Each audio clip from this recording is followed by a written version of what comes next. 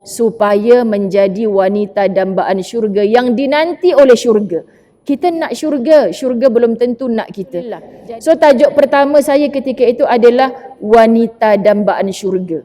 Rupanya tajuk tu popular dah lepas-lepas program tu. Semua orang rebutkan tajuk. Ma makna wanita dambaan syurga? Kita bahasa mudahnya memang nak sangat syurga tu. Tapi syurga belum tentu nak sambut kita. Faham ya muslimat Allah? Ni kalau kita sebut memang boleh menangis. Kerana apa muslimat? Aku ni hari-hari terhegeh-hegeh nak masuk syurga. Tapi syurga tu nak sambut tak aku?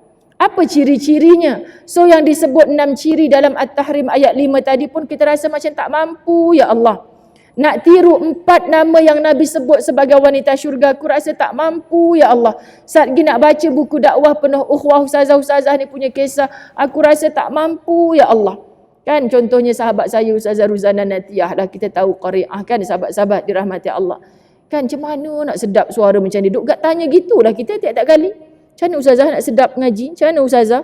Rupanya dulu dia belajar bangun pukul 4 pagi, naik turun kereta api, muslimat. Kita tak sanggup nak buat macam tu. Ya Allah, jauhnya aku dengan mereka. Akhirnya hari ini kita nak merebut syurga. Sampai apa? Letak ciri-ciri wanita solehah ni dalam diri kita. Susah macam mana itu yang kita perjuangkan. Boleh ya muslimat dirahmati Allah? Supaya menjadi wanita dambaan syurga yang dinanti oleh syurga. Kita nak syurga, syurga belum tentu nak kita. Jadi muslimat dirahmati Allah, saya bagilah berapa ciri di situ dalam program ilmu tersebut. Maknanya apa yang kita cakap dulu sampai sekarang ni, hatta sampai Ustazah Zai dah meninggal dunia, siapa saja para asatizah kita. Mak dulu muda-muda dah dengar dah benda ni.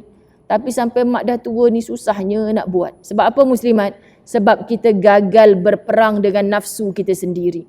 Orang luar boleh menghantarkan kejahatan. Tapi bila iman kita kuat, kita ada alat penepis penghadang dia. Tapi kalau iman tak ada, muslimat dirahmati Allah, kita akan sentiasa gagal. Jadi Ustazah Zai sedang berjuang, sahabat-sahabat di Al-Madaniyah sedang berjuang, saling memberi kekuatan dengan nasihat-menasihat. Kerana ad-dinun nasihah. Kita duduk dalam satu agama yang cintakan nasihat, tapi kita tutup hati kita tak suka dengar nasihat. Maka itulah hati yang tidak sihat. Macam mana kita nak beramal salihat kalau kita tak suka nak mendengar nasihat? Jadi muslimat dirahmati Allah, persiapkan minda kita, kosongkan daripada perkara maksiat, hati kita lapangkan daripada segala musibat yang berlaku. Kita nak bila kita mati, Allah layakkan kita sebagai husnul khatimah. Dek kerana banyak menangis di dunia, moga kita banyak tertawa di akhirat. Inilah mahar yang perlu kita bayar. Apa dia? Pengorbanan untuk merebut syurganya Allah.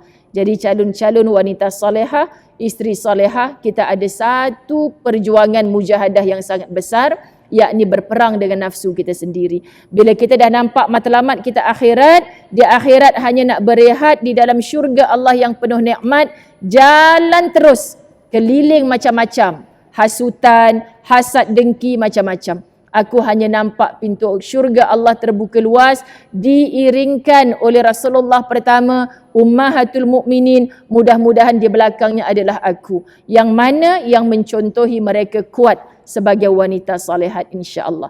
Boleh ya muslimat? Stres ke dengan ilmu hari ni? Tak berhenti Ustazah ni bercakap mana satu aku nak ikut ni.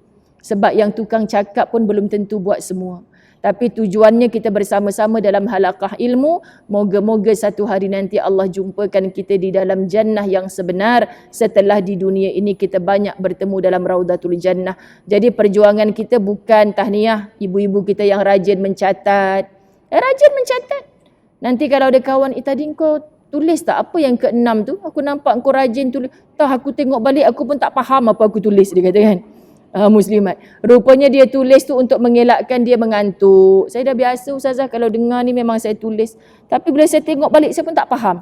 Tak apalah Kak, tak faham pun. Yang penting kita faham, selagi hidup memang kita penat dengan ujian. Tempuh, kita akan bertemu hikmah bila kita berehat di dalam syurganya Allah.